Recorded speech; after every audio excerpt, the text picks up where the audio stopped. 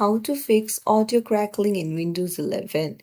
Hey everyone, welcome back to the channel. If you are new here, don't forget to hit the subscribe button and turn on the notification bell to not miss any updates.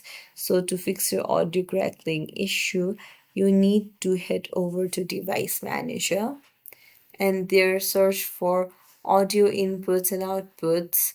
Tap on the arrow and you'll find a microphone array, speakers, or anything else. Just right click on it and then you can tap on update driver. So this will update the driver for making the audio inputs and outputs better.